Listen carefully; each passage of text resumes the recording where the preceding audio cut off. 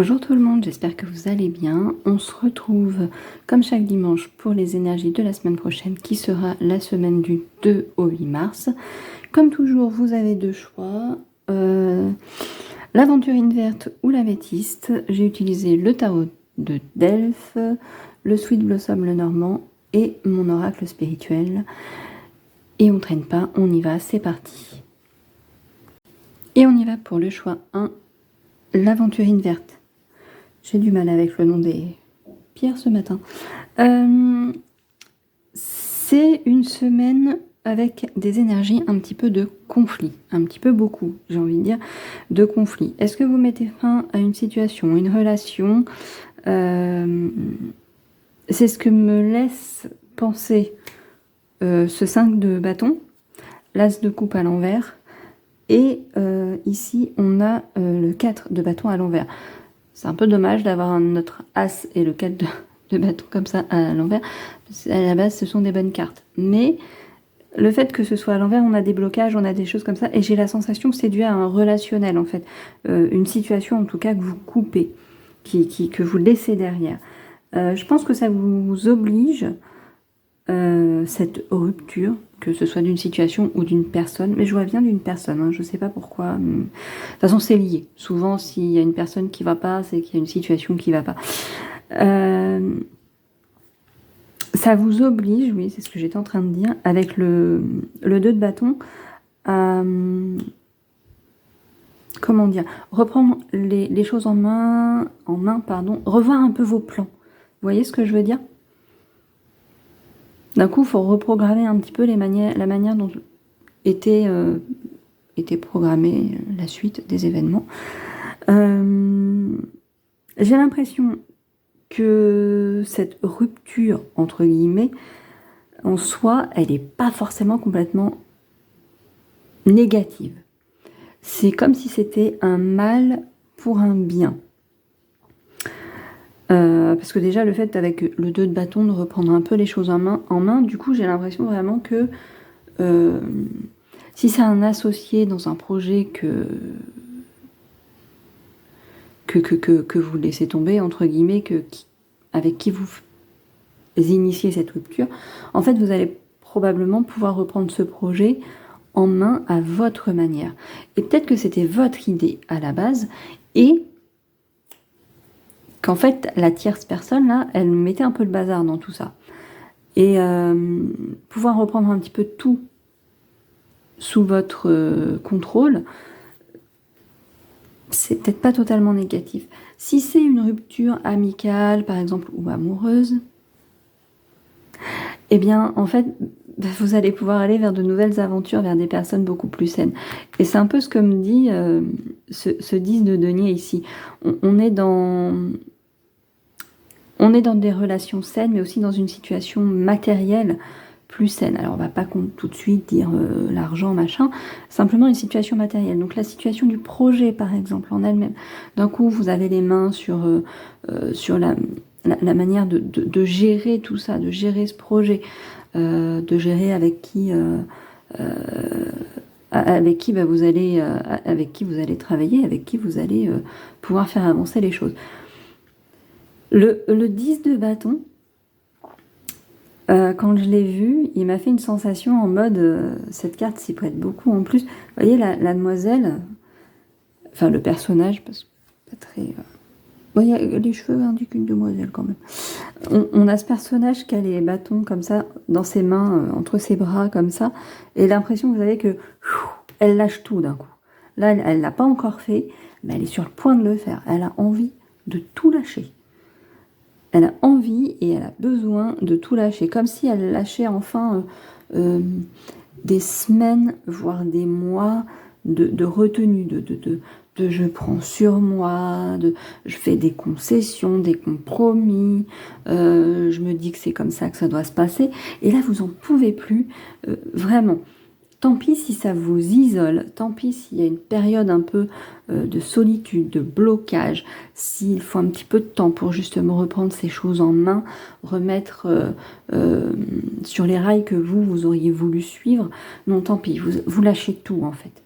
Pouf, comme ça.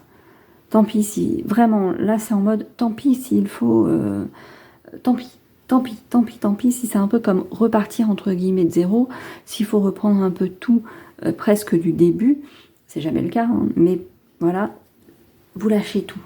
C'est vraiment ce que m'inspire cette carte en fait. Et d'un coup, c'est le soulagement. Il y a un moment de peur, il y a un moment de poupou, c'est pas une bonne idée, on avait déjà avancé et tout. Mais en même temps, il y a une impulsion qui vous fait tout lâcher et c'est finalement un soulagement. Après le moment de panique, le moment de ouh là là là là, faut tout refaire, faut tout refaire, faut tout reprendre à zéro, il y a du ah oui, mais finalement, tout reprendre à zéro, ça ouvre des possibilités. C'est génial. Vraiment, il y a vraiment cette sensation. Dans le tarot, j'ai vraiment cette sensation.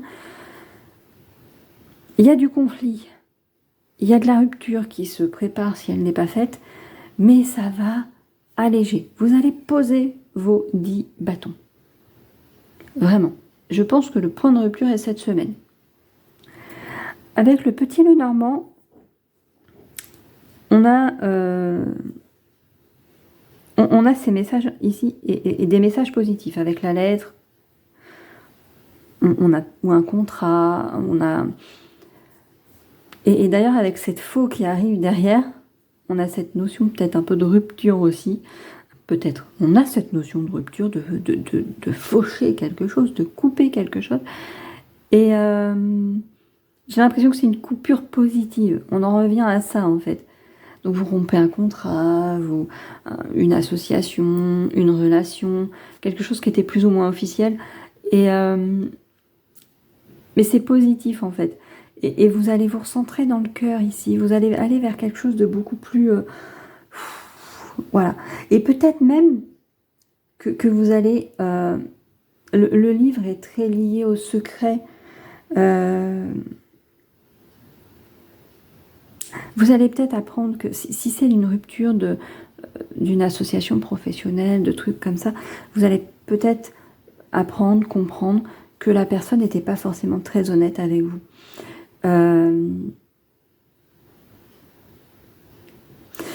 Même en amitié ou en amour d'ailleurs.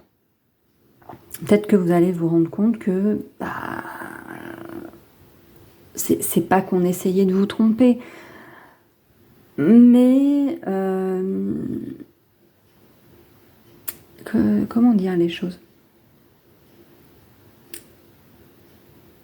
C'est pas vous tromper, mais la personne avait une autre vision de la relation. On va prendre un cas, on va dire une relation sentimentale. Je le fais pas souvent. Pour une fois, relation sentimentale. Vous rencontrez quelqu'un, vous discutez un peu, vous mettez sur la table vos envies, etc., machin. Vous savez comment c'est de nos jours. Oui, je sais pas trop, je veux une relation sérieuse, mais bon, gna gna gna gna gna. Et on est d'accord, on rencontre quelqu'un de nouveau, on sait pas où va nous mener la relation. Donc, vous posez les choses. Visiblement, vous semblez être sur la même longueur d'onde avec la personne en face de vous. Cool, vous laissez aller la relation, tout. Voilà. Et il n'y a rien qui change de façon très perceptible dans le comportement de la personne. Sauf que vous découvrez, petit secret qu'elle gardait dans son petit cœur et dans sa petite tête, que finalement, la personne en face, elle vous aime bien, c'est pas qu'elle vous aime pas. Mais elle a compris que y aurait rien de durable avec vous. Vous êtes un joli intermède. Vous voyez? Et vous le découvrez. Donc forcément, vous rompez les choses. Forcément, quand vous découvrez ça. Ok, c'est sympa, ok, c'est cool, mais vous, c'est pas ce que vous recherchez. Donc avant d'être quitté par la personne, vous décidez de quitter la personne. Parce qu'en fait, en face, la personne, elle vient s'amuser, entre guillemets, avec vous, passer du bon temps. C'est cool, hein, ça vous fait passer du bon temps aussi, parce que la personne, elle est géniale, vous l'appréciez. Mais en fait, à côté de ça, elle est toujours sur les sites de rencontres. Et elle cherche la personne avec qui elle va avoir une relation durable et exclusive. Or vous, si vous continuez à être dans cette relation qui finalement va vous mener à rien, vous serez quitté quand la personne aura... Vous voyez ce que je veux dire? Quand la personne aura trouvé cette autre personne. Bref, c'était un exemple. Je commence à m'embrouiller un peu, on va rester là. Mais en gros, c'est un peu ça. Vous découvrez un petit secret qui n'est pas fondamentalement... voilà, parce que c'est pas une relation... J'explique pas une relation de 10 ans, là. Hein. C'est genre, on s'est rencontrés il y a 6 mois, et puis, bon, bah, vous voyez que... voilà, bon, des petits indices commencent à apparaître. Il vous présente pas forcément ses amis, vous n'avez pas rencontré ses parents, bref, vous connaissez pas ses proches, vous connaissez pas son quotidien. Et là, vous dites, ouais, il y a un truc, quoi. Il y a un truc. Voilà. Et donc, vous découvrez les choses comme ça. On est d'accord. Hein. On est sur une relation récente, très récente. Et voilà. Voilà pour mon exemple. Et je pense que du coup, tout ce cheminement va vous amener à quelque chose de beaucoup plus ancré, de beaucoup plus durable. C'est le bon choix, en fait, de couper, de rompre, d'arrêter ce qui n'allait pas, en fait. C'est pour ça que je vous dis que ça fait une rupture très positive. Hein. C'est quelque chose, on rompt un contrat, mais au final, c'est très positif. Parce que ça, il faut ça pour vous emmener vers quelque chose de mieux.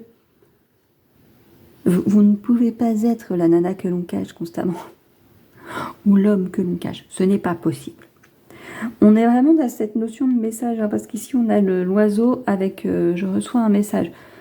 Alors, peut-être que c'est par un message que vous apprenez les choses, vous découvrez des documents, ça éclaire votre situation, ça éclaire votre réflexion et pouf, vous rompez. Vous voyez ? Vous avez confiance en l'avenir et on a l'étoile avec je suis protégée. Vraiment, il y a des coupures, il y a un truc qui se révèle, il y a quelque chose de pas forcément cool cette semaine. Voilà, vous découvrez une petite trahison, vous découvrez une divergence d'opinion, qui fait que vous ne pouvez plus travailler avec la personne, etc.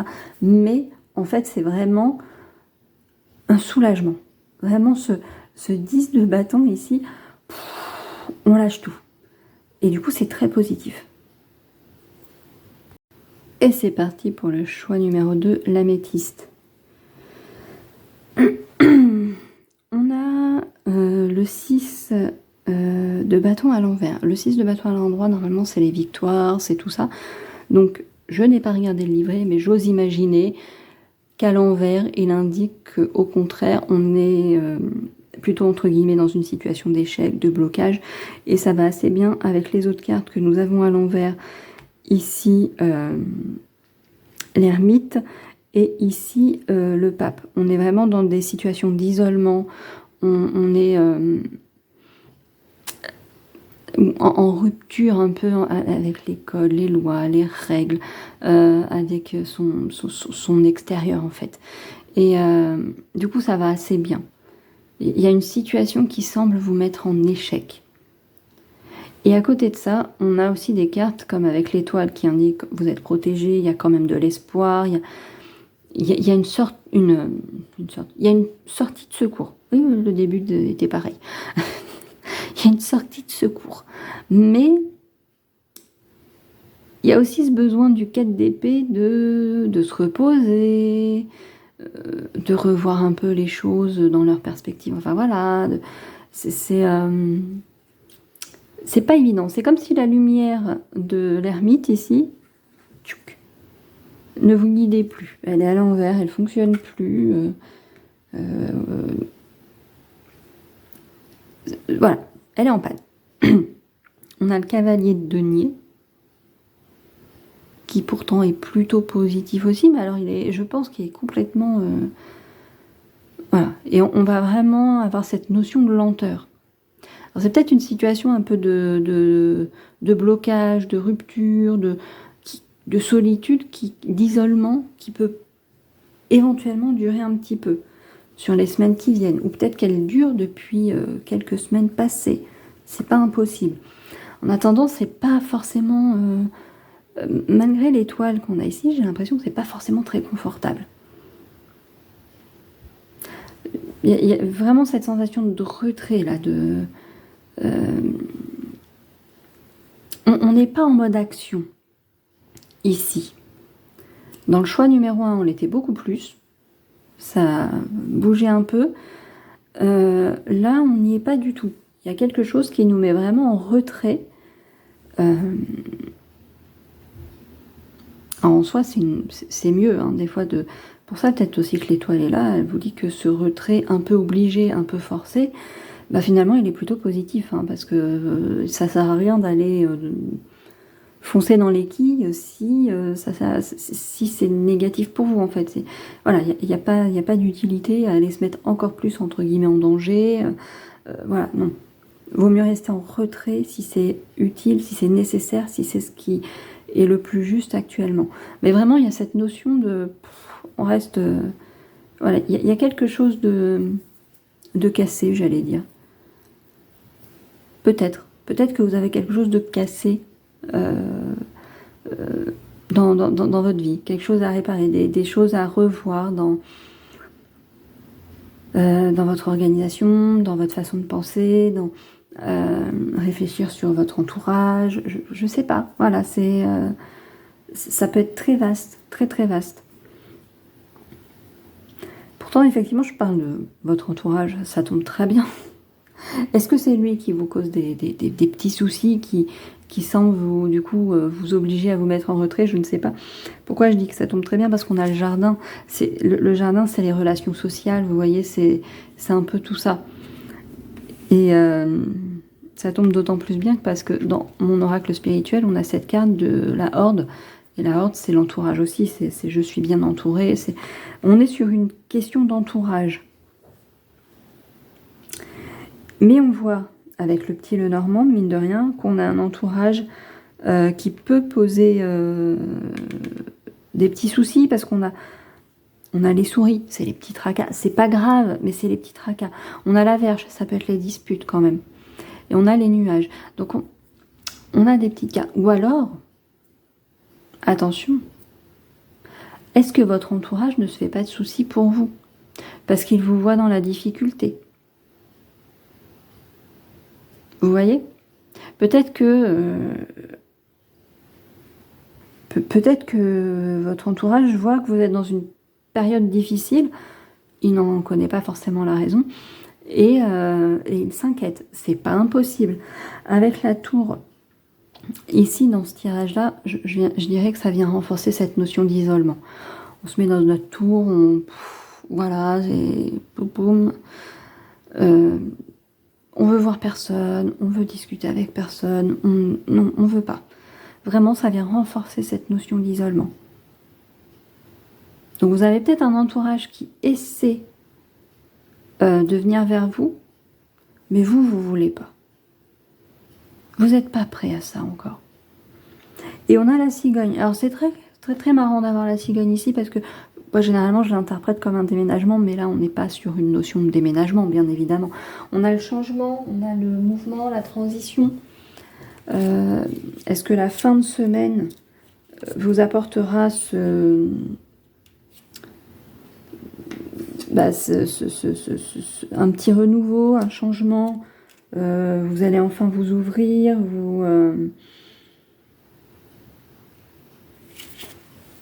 voyez? Mais pour le moment, j'ai vraiment la sensation qu'on est plus... vous avez besoin de cette période, je pense, de solitude, de réflexion. Ou alors, ce changement peut venir aussi de vos proches qui vont peut-être quand même un petit peu insister pour pas vous laisser dans la panade tout seul. C'est une chance. C'est vraiment cool. Donc avec mon oracle spirituel, on a la horde, comme je l'ai dit, l'entourage. On a la clé et on a la plume, c'est je suis sereine. La clé, c'est les réponses, les solutions. J'en reviens à ça, cette interprétation que j'avais là. Du coup, est-ce que c'est pas votre entourage qui, se faisant du souci, va vous apporter une solution? Du coup, votre entourage, ce serait vraiment cette cigogne qui arrive et qui apporte un changement, un mouvement dans la situation, un élément nouveau. Et un élément nouveau que vous allez finir par écouter et qui va vous apporter un peu d'apaisement du coup. Oui, l'entourage n'est pas toujours néfaste. Non, il ne faut pas croire ça. On peut avoir un entourage facilitant également, un entourage aimant et bienveillant. Allez, je vous le souhaite. C'est bien. parfois aussi. Hein, voilà. Donc, ouais, une situation de blocage, d'isolement ici, j'ai l'impression, qui pourrait être résolue, en partie tout du moins, par votre entourage. En gros, ça voudrait vous dire ici, ok, vous avez besoin de cette période, un peu de solitude, voilà, vous êtes un ermite, mais vous avez perdu de votre lanterne. Donc vous voyez pas dans... Voilà. Vous êtes isolé, machin, mais il n'y a pas de lanterne. J'ai vraiment cette image qui est éteinte. Hein, voilà. Elle ne fonctionne plus, elle est à l'envers. Et dans tout ce brouillard, d'un coup, vous avez malgré tout votre entourage qui est là. Donc on vient vous dire, en fait, ne vous coupez pas complètement de votre entourage. Parce que même si vous avez besoin d'être seul, la solution pourrait bien venir de vos proches. La solution, ou en tout cas, quelques pistes de réflexion très très intéressantes, très très pertinentes. Donc ne vous coupez pas de votre entourage. Et voilà pour cette semaine du 2 au 8 mars. J'espère que les tirages vous auront plu. N'hésitez pas à laisser un petit pouce, un petit commentaire, à vous abonner à la chaîne, c'est gratuit. Et la partager, cette chaîne, pourquoi pas, hein? Ça pourrait être sympathique. Nous, on se retrouve peut-être le mercredi. Je ne sais pas encore ce que je ferai mercredi. Voilà. Comme ça, on va laisser un peu de suspense. Je vous souhaite en tout cas une excellente semaine. Et puis à bientôt.